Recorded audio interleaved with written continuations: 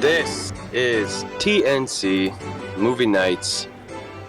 I'm back in the van and on the phone. Sorry about the poor audio quality. But we work with what we got. This is also the start of a new, I don't know if it's a series or just a set of thematic episodes where we talk about different writers and directors. But before we get into the details of that, Brandon, how you been? Doing well, man. Went to Ren Fair this last weekend, and I had one hell of a time. It was a lot of fun. Got to cosplay at Ren Fair, which is really cool. It was really funny. The day of Ren Fair, I got a notice on Facebook like 10 years ago. Last time I was at Ren Fair, and I'm like, wow, it's been a decade since I've been at Ren Fair. So it was really cool, just like what I remember it being. And my mug isn't up here, but I got this really cool mug from a stand. It's like this really nice steel, and it's great. Love it. Been drinking out of it all the time. That's awesome, man. That's awesome. Oh, yeah. How about you? Obviously. Still in the van. We were about 2 days away from being done with it, and then we got completely rained out these last 2 days. Like, storming. And to the point where lost power last night. Not in the van, on solar. And it just 2 minutes ago kicked back on. As I was walking to the van to record this, I saw some of the porch lights start to kick on and some of the AC units start to kick up. So it's been about a full day without power. So I have been completely unable to do anything that I needed to do, like work on the van or laundry. So I'm just kind of gross right now. I mean, I desperately need a shower, which you can do without power, but I have no clothes to change into because we were going to do laundry. So just kind of gross. That's about it. But, I mean, other than that, freaking peachy, man. But as I said earlier, we are going to start breaking down different, writers, directors, that sort of thing, because we've been having so much fun doing comedy reviews and breaking down different things in a movie. We haven't really talked about the people who make them. And so we figured what better time to do that than on the week that Suicide Squad came out. And we can talk about James Gunn, and he can be our first sort of director breakdown. And, well, so that's what we're going to do. So, Brandon, right off the bat,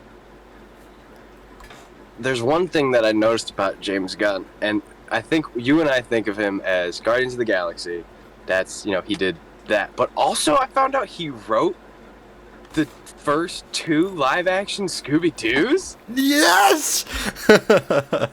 That's amazing! Yeah, I was going through and I'm like, oh my god, that's right. I forgot, that's the first time I was ever introduced to James Gunn was Scooby Doo, Scooby Doo 2, Monsters Unleashed. And god, dude, it's like going through his IMDb really just shows me how much I really enjoy him. Like Super, I don't know if you've ever seen the movie Super. It's like a really fun kind of like shitty take on superheroes, and it's Rainn Wilson. Oh, shoot. He's the superhero, and Elliot Page is the other superhero, and it's not anything you'd ever expect. So it's a great time. But yeah, just absolutely love that movie. Movie 43 is really fun. And then, of course, Guardians just kills it. Suicide Squad, we'll talk about it in our review. And apparently they're making a Peacemaker show. Yeah. I just saw that, too, which is really neat. So he's done some killer stuff, I gotta say. James Gunn has been really fun, and just seeing where he started is really cool as well, just being something like Scooby Doo. Absolutely, man. And one thing that we'll get into a lot over not just this episode but this series is the certain style that directors bring, whether it's the the visual sort of essence in like a Wes Anderson type thing where it's just like you can see on the screen without even knowing anything about the movie who made this, or it's a certain tone, it's a certain vibe, maybe who knows, it could be 1,000 different things. But I think a lot of directors, they have a very similar way they approach a lot of things. And so to you, what is the James Gunn style? What is his signature on the movie? To me, I mean, I feel like this isn't such a key thing in comparison to Oh my goodness, I can't think of the director now. The with the twist that like that director. M. Shyamalan? Thank you. It's not as on the nose with that, but to me, it's the lightheartedness, but being able to stay suspenseful through that, because all the movies I just named are very lighthearted. They're very just enjoyable, fun movies, and he likes to stay around the sense of like a movie that's not a comedy, but having comedy in there to keep that lightheartedness, which is always great. I mean, Scooby Doo, yeah, like that's comedy. Movie 43 comedy. Super is, it's definitely a comedy sense of a superhero film, but it's very, it's a bit different at times, I would say, not typical what you'd think. And then Suicide Squad, another one, and Guardians. Like, no one thought when we saw Guardians for the first time, outside of when we saw the trailers finally, we were like, oh my god, this is going to be a comedy superhero movie. So he can really just make a comedy. He can make a movie and make it feel like a comedy without completely overstepping those lines, which is always really cool, because I'm a huge fan of comedy, subtlety in movies, or just even over-the-top comedy, I guess. Yeah. For sure, man. He's got that, like you said, he's got that sort of lightheartedness to it, but also he's still good, so like you still pay attention to all of the things that he does, and everything is still done on purpose, and everything's been thought of, and he cares about the movie, and you can see the care that goes into it, because even if it is, big, loud, and stupid, you still leave the theater going like, yeah, but it just works. It just checks out. And that's sort of like, I don't even know if it's almost satirical the way he makes movies, because it's like he takes this stereotype of what you're expecting of whatever, like let's pick the superhero genre, right? He takes what you expect to happen and then kind of just says, yeah, we're not going to really do that. We'll still be a hero flick, but it's not going to be this just, Boy Scout against a supervillain and then the Boy Scout's going to win. It's going to be a little raunchy. It's going to be a little real, where all of the characters are flawed and everyone is I feel like more believable because of that. We relate better to flawed characters because we are flawed. So it's like, it really helps like connect with all of those movies. Plus, if you give James Gunn just an ensemble of quirky do-gooders, that's it. That's all you need. Scooby Doo, Guardians, Suicide Squad. Jesus, didn't even say that right. And we'll break down the details of that for the review. But yeah, just give him an ensemble, vaguely goofy, vaguely flawed, and just tell him go, and you'll get this weird, kind of out there, why did he do it this way, but why did it work so well? It's that weird feeling. You're like, I don't think this was supposed to work, but it does. It's like eating dessert before dinner. You're like, this doesn't feel right, but it feels right. Give me one movie that you wish James Gunn would have done. Oh, I would love to see him do a Fast and Furious movie. It would be so oh my different. god. Because, like, all of the stuff we complained about, I feel like he would just nip it in the bud right there. Nope, we're not doing that. Oh, I'm sorry. Did you just fall off a building? Nah, you're just dead. Sorry. That's just how it is. We play with the real world around here. And so seeing that sort of break from... And we dog on Fantastic Four. Jesus. Can you tell it's been a long day? Oh, my God. It's currently 11:30 a.m. I know, man. We rag on it all the time. But... there's a reason why they've made 9 of them, it works. The formula works. Does it make good movies? No. Does it make movies people watch? Yes. So to have him take a franchise like that and then put his little twist on it of like, this is a flawed ensemble of people and who knows what's going to happen, but you're probably not going to expect it and you're probably going to like it. I think that would be hilarious. What about you? Batman vs. Superman. Oh, damn! Talk about a movie that needed a little bit of lightheartedness that really could have succeeded. I think he could have turned that from arguably one of my least favorite movies of all time to one of maybe my favorite movies of all time, taking 2 characters I never loved growing up, Batman and Superman, who I always appreciated, but I always lean more towards the Flash and DC, But man, I really think he could have done really good with that. And to say anything DC, I would say the Suicide Squad at this point too, because he's shown like, yeah, I can dominate Marvel and DC. Let him just take the reins a little bit more in both universes would be really cool. So, dude, if they make a Teen Titans movie, they better. oh my God! Stop! Wouldn't that Stop! be amazing? That would be amazing. That's better than either other options we've said so far. Teen Titans, James Gunn, make it happen, please. That would be so sweet. Wow, And that's beautiful. He can do it like kid friendly. He can do it kind of in the middle, and he can do it kind of raunchy. Scooby Doo, Guardians, and Suicide Squad. Yeah. He's got the range to do it. You know, you can lean kid friendly, or you can lean kind of raunchy, and you know, depending on what the movie is or whatever ensemble you deal with, I trust him. And I think we would be doing a disservice if we didn't talk about the controversy that he had between Guardians 1 and 2. And so, if for some reason... Was it between 1 and 2? Was it? I thought so. I thought, because they kicked him I think it was off. after 2. Or during 2. So, because it wasn't that long ago.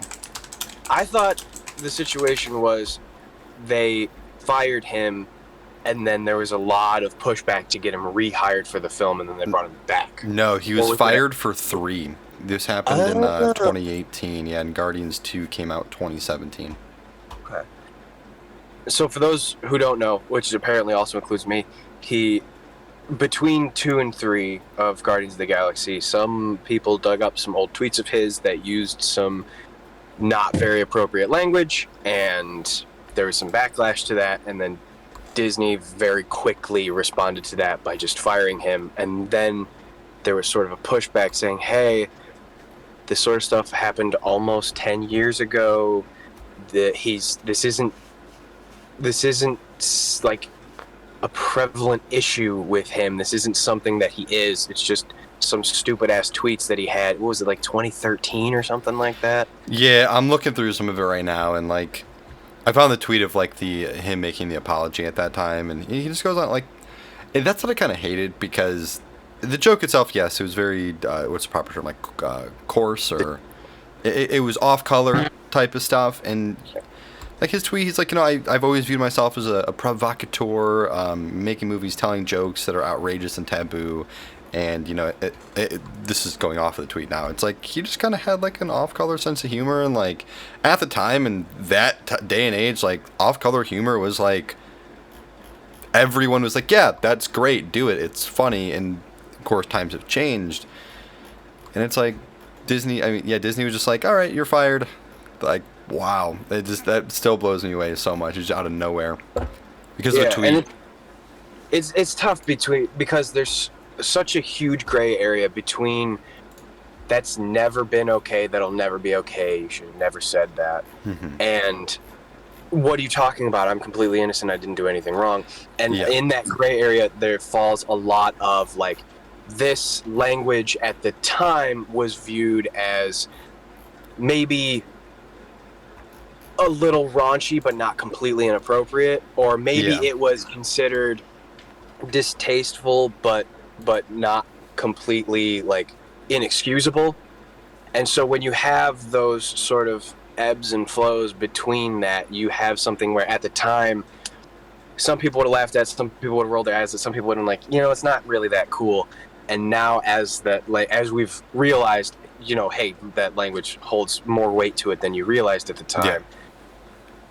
It's different when you say that stuff back then versus now, but also, you know, like I said, it's that huge gray area where you're like, was it ever cool? Maybe not, but also we've learned that. And it seemed like he also learned and was just like, hey, you know what? Yeah, I apologize.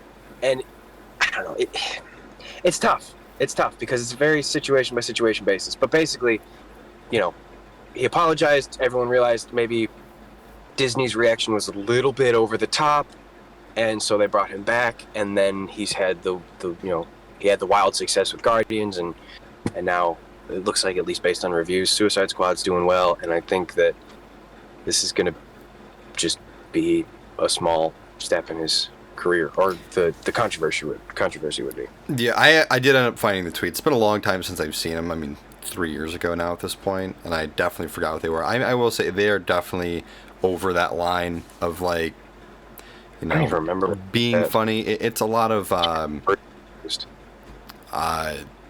gonna just play forceful things to happen that he jokes about. The jokes were really bad. Like, I'll be 100% honest on that. It is just crazy to see how a joke in 2008 is when the jokes were made. Yeah, so a decade later, I mean, a couple different things with it. One, yeah, these jokes aren't great to make it to the public. I don't remember the jokes. Is there a way we can, like, respectfully talk about what they were so that people know? All of the subject matter was just forcefully things, if that helps you understand it best. Gotcha. Yeah, that was all, like, literally all of the jokes. There's, like, looks like 6 of them, if I'm not catching it wrong. Yeah, it looks like 6.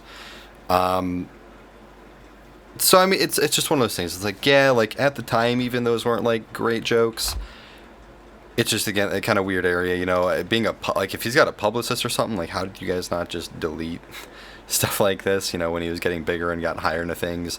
Like, I understand people say some weird shit, but, like, it definitely was over that line. To lose your job, though, because something you said 10 years ago, I think that is also kind of over. And thankfully, the movie industry has been able to get past that. You know, he came out and he apologized. You know, he was like, hey, I was a different person then. I thought things were funnier when they weren't. And my bad, everybody. Like, I'm going to do better. And, like, you know, he manned up, and, like, that was a cool thing, in my opinion. So. Yeah. And yeah, like we said, you know, since then, give him an ensemble, or even before then, give him an ensemble, give him a weird cast, let him go free. And also, it's tough because, like, Disney also employed Joss Whedon, and he's a terrible monster. So you're like, what are we doing here? I don't know. We don't need to break down all that stuff. We'll talk about Whedon another day. Yeah, I guess, like, the big difference in those aspects, though, is, like, James Gunn was able to be like, you know what, hey, you guys are right. I'm sorry. Like, times have changed. I have changed, and I hope we can all get past this, which is cool. So again, you know, go ahead. Sorry. And there is a difference between saying inexcusable things and then doing inexcusable things. If you made a really shitty joke in 2008 that is just inexcusable and terrible, that's one thing. It's not good, but it is better than acting on your terrible racist thoughts and being a terrible person, you know? Neither one is great, but if you're gonna just be a crappy comic, just be a crappy comic. Don't be a crappy person. Yeah. Yeah, that's totally fair. But to kind of come full circle, James Gunn done some crazy, incredible things with cinema that we never really thought could have happened, taking characters we really just don't care about, stuff like that. And it's just been one hell of a wild, wild ride. But with all that being said, Alex, where can the people find us? Well, Brandon, the people can find us at thenerdchambers.com. That's where everything goes. If you wanted to follow us just on the socials, we're at TNC Movie Nights. That's also what our YouTube is, our podcasts, whether if you're just listening to us on Spotify, Apple Podcasts, whatever the hell they're all called. Thanks, Anchor. They just put them on everything. But if you want to one-stop shop us, thenerdchambers.com. Also, speaking of shop, while you're there, we do have a merch shop. Feel free to start repping some merch so you can visibly support us. Hey, there we are. That's our faces. I'm wearing a Jurassic Park shirt, so I'm sorry. I did not buy that from our merch shop. But again, haven't done laundry. Quite literally one of 2 shirts that I've cleaned. So, hey, I think that'll do it for us. We'll see you guys for Suicide Squad.